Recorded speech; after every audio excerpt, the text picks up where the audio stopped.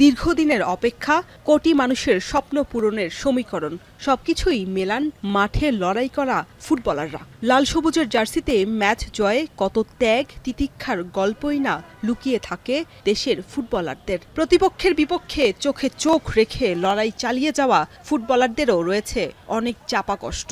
ফেডারেশনের গড়িমসিতে সময় মতো ম্যাচ ফি পান না তারা। বছরে ফিফা উইন্ডো সহ এফসি এবং বিশ্বকাপ বাছাই ম্যাচ থাকে ৬ থেকে ৮টা।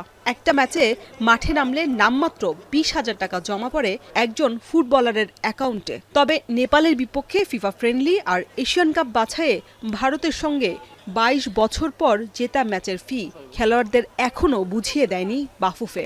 মিসিং হইলে দেখা যাচ্ছে পরের ক্যাম্পে ওনারা এটা কভার করে দেয়। লাস্টে যেটা হয়েছে যে আমাদের যে বোনাস যেটা ছিল ক্রীড়া মন্ত্রণালয় থেকে যেটা দেওয়া হয়েছে ওটা আমাদের কিছুদিন আগে বিএফএফ আমাদের হ্যান্ড ওভার করছে।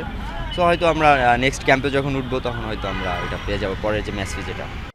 ১ মাসের বেশি সময় পেরিয়ে গেলেও কেন এখনও ফুটবলারদের পারিশ্রমিক দেয়নি বাফুফে? এমন প্রশ্নে বাফুফের ওপরই দায় চাপিয়েছেন ম্যানেজার আমির খান। ক্যাম্প শুরু হয় তার আগেই চলে আসে সবার অ্যাকাউন্টে। অ্যাকচুয়ালি আমি যখন দায়িত্বে থাকি তখন বলি এখন পর্যন্ত আছি দায়িত্বে, তো ওইটা এখন রিমাইন্ডার বারবার দেই আর কি, যে মিটিং হওয়ার আগে যে প্লেয়াররা পায়, যেহেতু আমি এগুলোতে তো আমরা পাই না কোনো কিছু, এটা প্লেয়াররাই পায়, প্লেয়াররাই এটা নিয়ে করে। এদিকে ফিফার সদ্য প্রকাশিত র্যাঙ্কিংয়ে অবস্থা অপরিবর্তিত রয়েছে বাংলাদেশের। সেজন্য নভেম্বর উইন্ডোতে কোনো ম্যাচ খেলতে না পারাকেই দায়ী করছেন এই ফুটবলার। না, অবভিয়াসলি আমরা তো অলওয়েজ নেপাল ভুটানের সাথে খেলি, সো আশা থাকবে যদি আরেকটু ভালো মানের টিম হয় আমাদের জন্য ভালো হবে। সামনেও করবে যে সিঙ্গাপুরের সমমান কোনো টিমের সাথে যদি আমরা ফ্রেন্ডলি ম্যাচ খেলতে পারি সেটা আমাদের জন্য ভালো। এশিয়ান বাছাইয়ে সিঙ্গাপুরের বিপক্ষে নামার আগে শক্তিশালী কোনো দলের বিপক্ষেই প্রস্তুতি ম্যাচ খেলতে চান মোরসালিনরা।